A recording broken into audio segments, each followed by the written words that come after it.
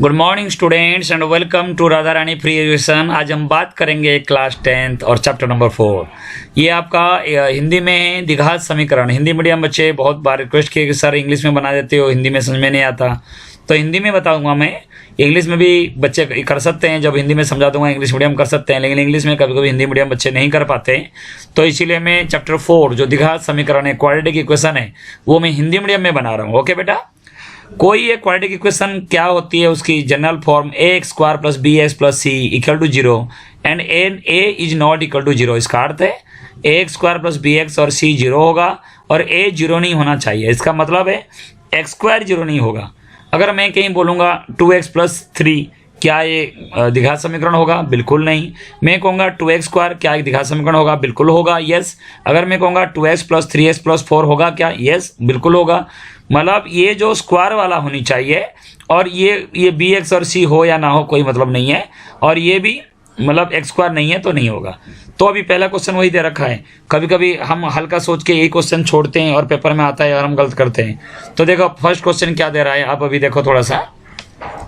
पहला क्वेश्चन आपका क्या कह रहा है? पहला क्वेश्चन में देखो आप लोग क्या दे रखा है। आपका पहला क्वेश्चन दे रखा है x प्लस 1 का होल स्क्वायर। क्या दे रखा है? x प्लस 1 का होल स्क्वायर। ये क्या दे रखा है? आप इसमें देखो, आप क्या दे रखा है? x प्लस 1 का होल स्क्वायर।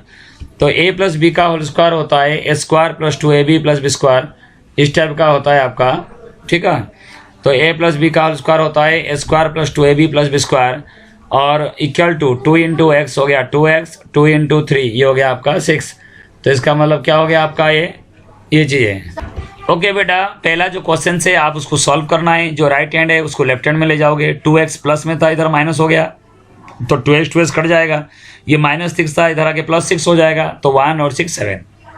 मैंने क्या बताया ना बेटा, इसी फॉर्मेट में क्या है, a square plus B x plus C में आ रहा है, बिल्कुल आ रहा है। कोई सर जी bx तो है ही नहीं। अरे हमें bx और c चाहिए नहीं है, a स्क्वायर होना चाहिए। क्या ये x स्क्वायर है? 0 तो नहीं है, नहीं है, तो ये क्वाड्रेटिक इक्वेशन है। आप इसको अच्छी तरह से सॉल्व कर लेना, एक तरफ से सबको ले जाना। अगर वो इसी फॉर्मेट में आ गया तो आप समझ जाओगे वो द्विघात समीकरण है।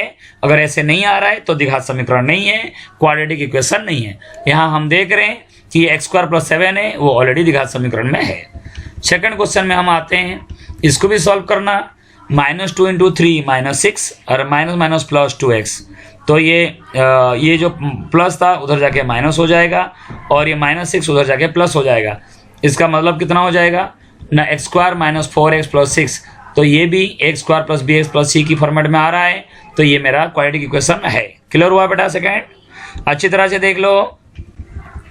थर्ड वन देखते हैं। थर्ड वन क्या कह रहा है हमारे में? थर्ड वन कह रहा है, तीसरा जो है क्या बता रहा है ना, ये मल्टीप्लाई करना है ax माइनस 2 और x प्लस 1।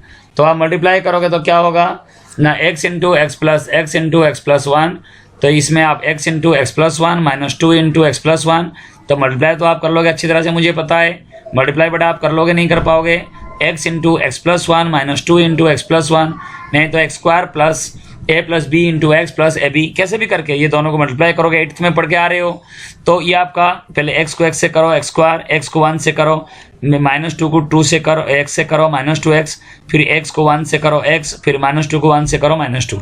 ऐसे x को x से करो x स्क्वायर, फिर -1 को x से करो x माइनस x, फिर x को 3 से करो 3x, x को 3 से x को x से करें तो -1 को फिर 3 से करोगे -3। मतलब इन दोनों को पहले x के साथ हुआ, फिर इन दोनों को 3 के साथ। नहीं तो x को पहले x प्लस 3 के साथ करोगे, -1 को x प्लस 3 के साथ करोगे, वही आएगा। लेकिन यहाँ पे हम देख रहे हैं स्क्वायर वाला तो कुछ है ही नहीं, तो बेटा ये समीकरण नहीं होगा, द्विघात समीकरण नहीं होगा। क्यों? कंडीशन क्या कहता है ना, a square plus B x plus C होना चाहिए, और ये x स्क्वायर 0 नहीं होना चाहिए।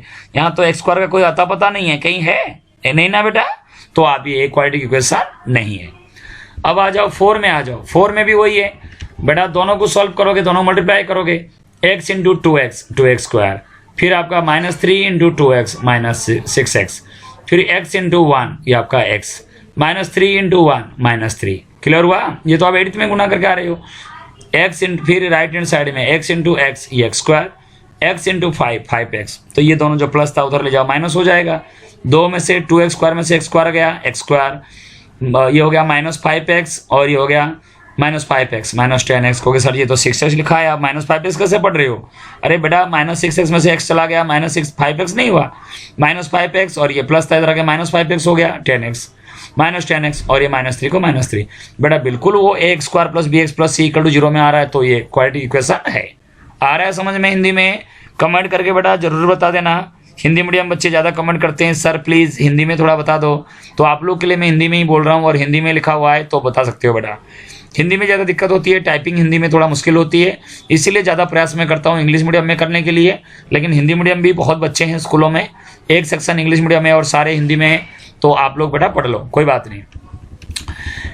और 5th वन देखो बेटा, ऐसे अगर 2 को 2 के साथ मल्टीप्लाई होती है तो उसको गुना कैसे करते हैं मैंने बताया। पहले इन दोनों को x के साथ कर लो, फिर इन दोनों को -3 के साथ कर लो, या 2x को x - 3 के साथ कर लो, -1 को x - 3 के साथ कर लो। लेकिन इसमें जैसे मल्टीप्लाई हो रहा है ऐसे मैं कर देता हूँ 2x × x 2x square, -1 × x -x, फिर 2x × -3 -6x, -1 और -3 +3, x × x -1 x के साथ x करो x स्क्वायर, 5 के साथ x को करो 5x, फिर -1 को इन दोनों के साथ करो -x और -5। देखो ये प्लस था इधर आगे माइनस होगा, तो 2 में से एक x स्क्वायर गया, x स्क्वायर बच गया, 6 और 6 और 1 हो गया 7। ये इसमें कितना था 4x, तो ये 4x प्लस में था, इधर आके माइनस हो जाएगा, नहीं तो ये माइनस था इधर प्लस हो गया, ये प्लस इधर माइनस हो गया। दोनों को क्यों लेना है? 5x में से x चला गया, 4x प्लस में लेफ्ट में जाएगा माइनस हो जाएगा। ये 7 था और 4 11x + 8, तो ये बेटा देखो ax square plus bx plus c की फॉर्मेट में आ रहा है, तो आप लिख सकते हो ये क्या है? क्वाड्रेटिक इक्वेशन है, द्विघात समीकरण में है। आ जाओ 5 हो गया, 6 में आ जाओ। 6 क्वेश्चन, हाँ इसमें आपको स्क्वायर दे रखा है a - b का whole square, s square - 2ab + b square, x square cut जाएगा, बचा कितना है 7x + 3 है, नहीं है क्योंकि स्क्वायर होना चाहिए, स्क्वायर नहीं है। अगर x स्क्वायर नहीं है बेटा तो यहाँ पे वो द्विघात समीकरण नहीं है, यहाँ पे कहीं दूर दूर से x स्क्वायर नजर नहीं आ रहा है, तो ये नहीं है। उसके बाद आ जाओ बेटा देखो a + b का whole cube, a³ + 3a² b + 3ab² + b³, ये सब ऊपर जाएगा, ये सब पावर में जाएगा बेटा, इसमें लिख नहीं गया मेरे से इसलिए कोई बात नहीं। तो PDF में स्क्वायर में थोड़ा आने में दिक्कत होती है, तो a + b का whole cube, a³ + 3a² b + 3ab² + b³। अगर माइनस होगा a³ - 3a² b + 3ab² - b³, इधर माइनस होगा और इधर माइनस होगा, a³ माइनस, ठीक है। तो ये a + b का होल क्यूब का मैंने फॉर्मूला लगा दिया, a³ + 3a² b + 3ab² + b³, और इससे 2x को मैं स्क्वायर से मल्टीप्लाई करा 2x³, 2x को माइनस में 1 करा मैंने -2x। तो बेटा सबको एक तरफ ले जाओ, तो बेटा ये कितनी भयानक आ रहा है, क्यों आ रहा है? तो क्यूबिक होगा, ये क्वाड्रेटिक नहीं होगा, जिसमें 2 मैक्सिमम आना चाहिए, तो क्यों आ गया? तो यहाँ पे क्वाड्रेटिक वो नहीं है। बिल्कुल सेम आप 8 में देखोगे a - b का होल क्यू लगाओ राइट हैंड साइड में, a³ - 3a² b + 3ab² - b³। अरे a मेरा x है, b मेरा 2 है, अगर इसको एक्सपेंड भी नहीं कर पा रहे हो इसका मतलब आप 8 क्लास से भी नहीं पढ़े हो ढंग से बेटा, इतना तो आप कर सकते हो बेटा। a - b का whole Q, a³ - 3a² b + 3ab² - b³। अब इन x³ और x³ कट जाएगा, ये जो सारे जो रकम है ये माइनस था इधर आके प्लस हो गया, ये प्लस था इधर माइनस हो गया, ये माइनस था इधर प्लस हो गया, और सॉल्व करने पर आ रहा है 2x³ - 13x + 9। उसमें क्यों नहीं हुआ? क्योंकि यहाँ पे x³ बच गया था, इसमें क्या यहाँ x³ बच रहा है? नहीं ना बेटा, बिल्कुल नहीं, इसीलिए ये क्वाड्रेटिक इक्वेशन में है। समझ में आ गया? नेक्स्ट में आते हैं हम, क्या है क्वेश्चन नंबर 2। देखो ये द्विघात समीकरण के रूप में निरूपित कीजिए। चलिए क्वेश्चन पढ़ते हैं। एक आयतकार भूखंड है, रेक्टेंगल है, जिनका एरिया दे रखा है 528 है, और इसकी क्षेत्र की लंबाई दे रखा है, लंबाई चौड़ाई से दुगने से 1 अधिक है, ठीक है। तो आप उसको क्या करेंगे, इस प्रकार आप कर सकते हो, ठीक है। ओके बेटा, क्या दे रखा है ना, एक रेक्टेंगल है, एक आयतकार भूखंड का क्षेत्रफल, बेटा आयत का क्षेत्रफल होता है L × B, लंबाई गुना चौड़ाई, और इसकी जो लंबाई है चौड़ाई से दुगुने से 1 अधिक है। बेटा जो छोटा इकाई उसको x लेते हैं, चौड़ाई के, तो चौड़ाई को x मान लो, तो भूखंड की चौड़ाई हो गया x, तो लंबाई कितना होगा, दुगुने से 1 अधिक है, इसका मतलब आपका हो गया 2x। ओके बेटा, क्या दे रखा है, लंबाई चौड़ाई से दुगुने से 1 अधिक है, तो छोटा कौन सी है, चौड़ाई छोटा है या लंबाई छोटा है बेटा, चौड़ाई, तो चौड़ाई को x मान लो, ठीक है। अगर आप लंबाई को x मानोगे गड़बड़ हो जाएगा, आप चौड़ाई को x मानो, तो लंबाई कितना होगा 2x + 1, 2 गुने से 1 ज्यादा है, मतलब 2 टाइम्स 2x + 1 आपको दिखाई दे रहा है बेटा। और एरिया ऑफ रेक्टेंगल का एरिया पता है, लंबाई गुना चौड़ाई, तो लंबाई हो गया मेरा कितना है 2x + 1, चौड़ाई हो गया मेरा x है, दोनों को मल्टीप्लाई करो तो 2x × x x² और x × 1x, ये प्लस था एक माइनस हो गया 528, ठीक है। और जो आपको दे रखा है भूखंड की लंबाई और चौड़ाई ये संतुष्ट करती है, क्योंकि ये द्विघात समीकरण दिख रहा है, क्योंकि ax² + bx + c में आ रहा है, तो ये आपका हो गया क्वाड्रेटिक इक्वेशन में है। क्लियर हुआ? आपको इक्वेशन बनानी है और बताना द्विघात समीकरण है या नहीं है, ये नहीं बताना सॉल्यूशन करके, ठीक है बेटा। आगे चलिए नेक्स्ट क्वेश्चन तो ऊपर क्वेश्चन रह गया, चलिए पढ़ते हैं। दो क्रमागत कंसिक्यूटिव धनात्मक पॉजिटिव जो नंबर है उनको गुणनफल हो गया 306, पता लग गया। दो क्रमागत मतलब क्या होती है, जैसे 5 6 x और x + 1, 2 और 3, 10 और 11, ये होता है क्रमागत लगातार, ठीक है। धनात्मक मतलब पॉजिटिव, नेगेटिव नहीं है। तो आप देखो उन दोनों को गुना करो 306। अगर एक हो गया x कॉन्सिक्यूटिव का मतलब होता है लगातार, एक x हो गया दूसरा x + 1 होगा, इसमें बेटा कुछ दिक्कत नहीं है। और दोनों को मल्टीप्लाई करोगे, गुना करोगे, तो उसका रिजल्ट आ गया 306। तो बेटा आप गुना मल्टीप्लाई करो, x × x हो गया x², x × 1 हो गया x, और ये प्लस था इधर आके लेफ्ट में आके माइनस हो गया, तो ये भी क्या हुआ ना, ये भी क्वाड्रेटिक में आपको क्वाड्रेटिक में हो गया x² + x - 306 = 0। क्यों ना, कोई भी द्विघात समीकरण है वो इसी फॉर्मेट में होना चाहिए, ax² + bx + c = 0, ठीक है, हो रहा है। नेक्स्ट में आप लोग आइए, रोहन का आयु x है, तो इसमें बेटा जब तक क्वेश्चन नहीं मैं समझाऊंगा कैसे, इसमें दे रखा है ना रोहन की माँ की आयु रोहन की आयु के 26 साल ज़्यादा है। रोहन का आयु अगर x है तो उसकी मम्मी हो जाएगी x + 26। फिर 3 वर्ष पश्चात, बेटा ये थोड़ा हिंदी गड़बड़ है, स्पेलिंग से देख के लिखना। 3 वर्ष पश्चात रोहन का आयु, बेटा रोहन भी बढ़ेगा और उसकी मम्मी भी बढ़ेगी, है ना। तो रोहन हो जाएगा x + 3 और उनकी मम्मी हो जाएंगे x + 29, और दोनों का गुणनफल दे रखा है 360। तो आप देखो, ये दोबारा बताता हूँ, रोहन की मम्मी का आयु उनकी माँ की आयु रोहन की आयु के 26 वर्ष ज़्यादा है, या रोहन उसकी मम्मी से 26 वर्ष छोटा है।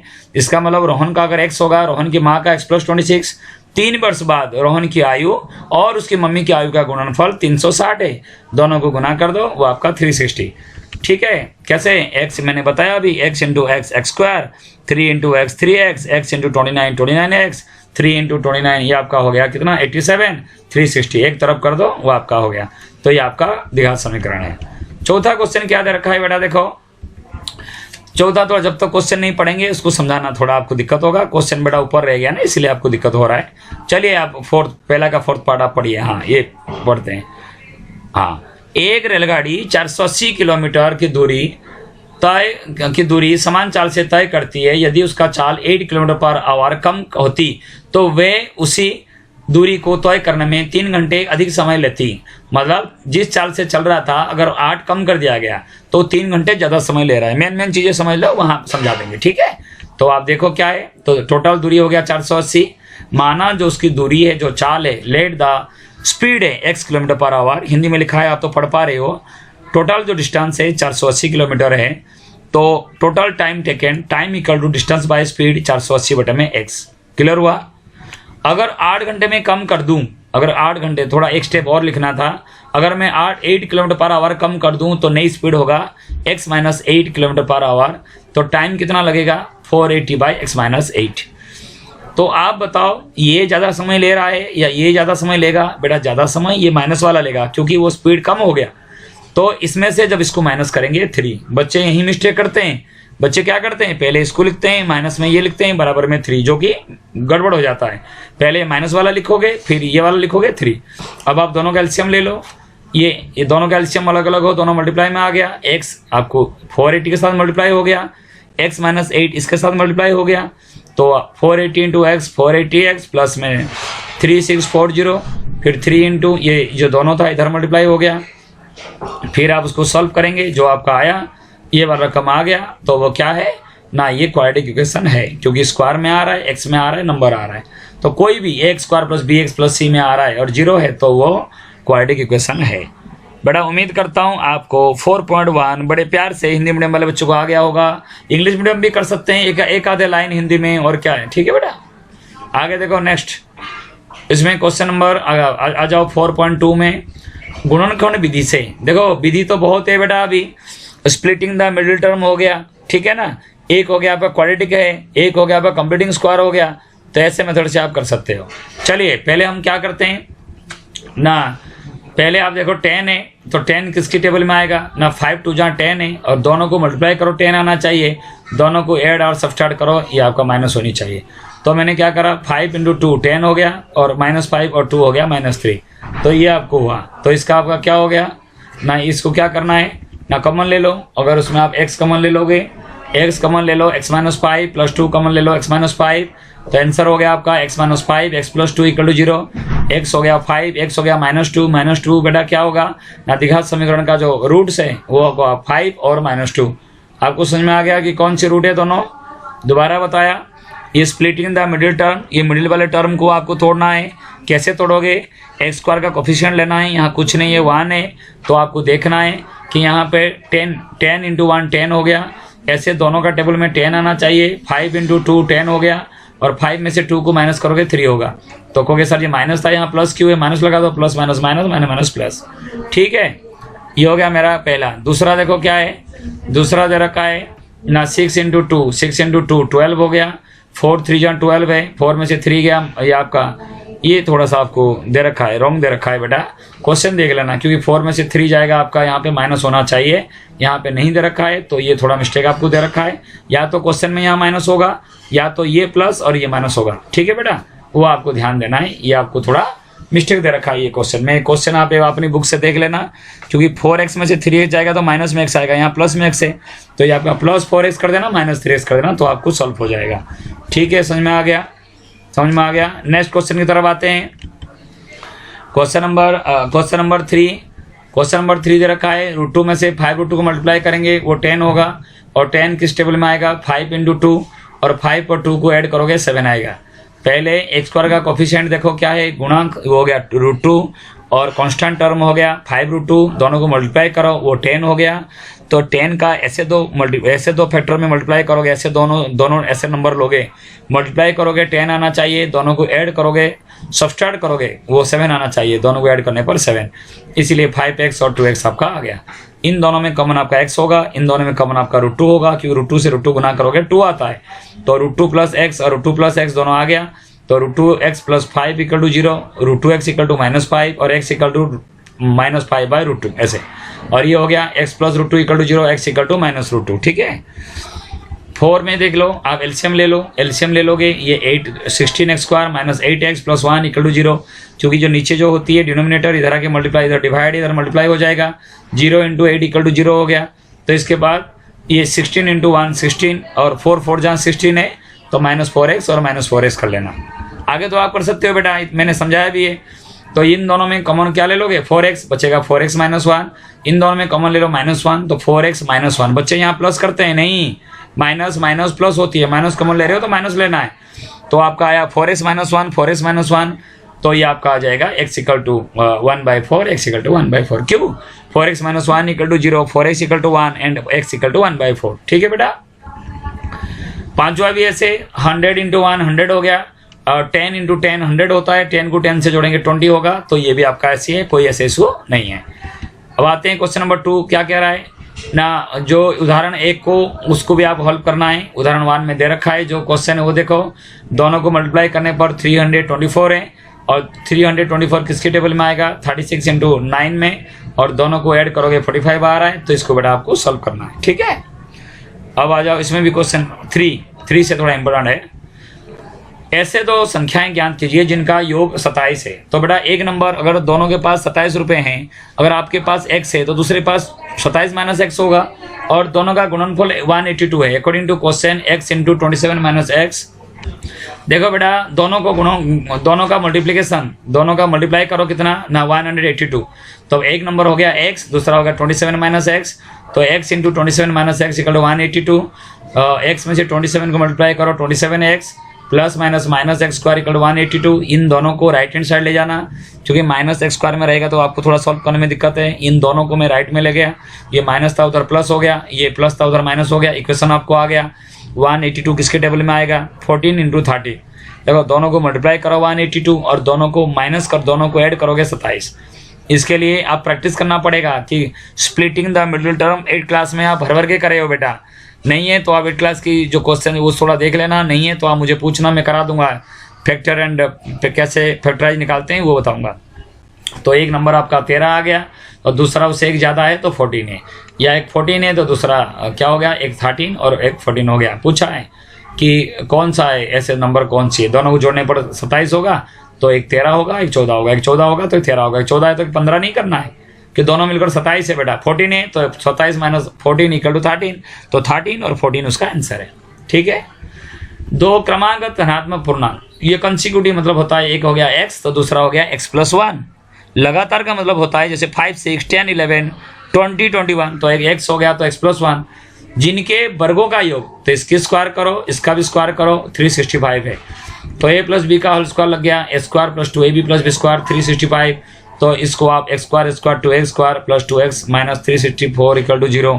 तो आपको जब इसके 2 से डिवाइड कर दो, यहाँ दे नहीं रखा, डायरेक्ट दे दिया, डिवाइड 2 इन बोथ साइड, तो इसके बाद फैक्टर करो, वही जो थर्ड क्वेश्चन था 182, ऐसे फैक्टर आपका हो गया।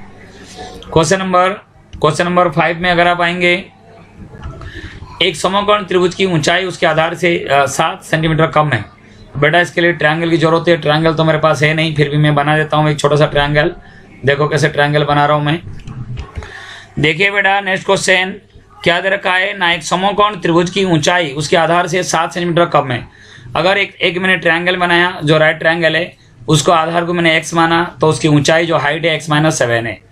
तो यदि कर्ण 13 सेंटीमीटर का हो तो ये जो कर्ण है हाइपोटेनस है वो 13 है। तो अन्य दो भुजाएं ज्ञात करो। तो पता है तुम्हें कि जो आपका जो पाइथागोरस प्रमेय क्या कहते हैं ना, p square plus b square equal to h square. तो पी स्क्वायर क्या हो गया एक्स का स्क्वायर, और बी स्क्वायर क्या हो गया, ये बी हो गया एक्स है, पी हो गया x-7 का स्क्वायर है इक्वल टू 13 का स्क्वायर। तो a माइनस बी का होल स्क्वायर लगा दो, s square plus b square minus 2ab। तो इसको आप a माइनस बी का होल स्क्वायर लगा दिया, x square minus 14x plus 49, और इसको एक तरफ ले गया, 2x square minus 14x minus 120 equal to 0, और उसको मैं सॉल्व कर रहा हूँ तो आया x square minus 7x minus 60 equal to 0। तो इसका क्या करना है, 60 12 पंजे 60, 12 गुना 5 करोगे 60 होगा, और 12 और 5 मैंने इधर लिख दिया। तो ये आपका हो गया x minus 12, x plus 5, x equal to 12 और x इक्वल टू माइनस 5, जो कि माइनस 5 एक ट्रायंगल का साइड नहीं हो सकता, तो x हो गया 12। तो और उसका दे रखा है दूसरा भुजा x माइनस 7 है, तो 12 में से 7 गया 5। तो समझ में आ गया बेटा। तो एक हो गया आपका 12 और दूसरा हो गया आपका 5। ओके। क्वेश्चन नंबर 6, एक कुटीर उद्योग का एक दिन में कुछ बर्तन का निर्माण करता है। माना जो बर्तन का निर्माण किया वो x है। एक विशेष दिन ये देखा गया कि प्रत्येक नग के निर्माण मतलब उसकी जो लागत है वो क्या है, दुगुने से 3 अधिक है। अगर मैंने बर्तन बनाया x है तो उसका हर एक का जो लागत है, जो कॉस्ट है 2x प्लस 3 है, दुगुना से 3 ज़्यादा है, और आप मल्टीप्लाई करोगे ना, टोटल जो लागत है वो 90 है। x इंटू 2x प्लस 3 हो गया 90, एक इक्वेशन बन गया। ठीक है। फिर इसको आप जब जैसे आप इसको सॉल्व करोगे तो ये आपका हो गया आपका 2x स्क्वायर प्लस में 3x और माइनस 90 इक्वल टू 0, और आपका 90 गुना 2 या वो 180 होगा। तो 180 होगा तो आप 15 गुना 12 करोगे, 15 में से 12 गया वो आपका आ गया।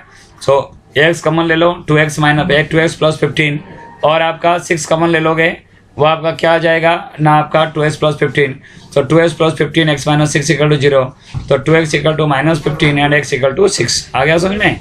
तो आपका माइनस में तो ये तो ऐसे में नहीं आएगा, तो चूँकि जो बर्तन होती है वो आपको होल नंबर में लोगे, आप नेचुरल नंबर में लोगे, मतलब काउंटिंग नंबर में लोगे, ये नहीं कि 0 माइनस 3 माइनस 4, तो x इक्वल टू 6, और उसका लागत कितना होगा 2x प्लस 3 वो 15। देखो दोनों को मल्टीप्लाई करो वो 90 हो रहा है, और जो 6 है 15 उसकी दुगुने से 3 ज़्यादा है। आ गया बेटा समझ में।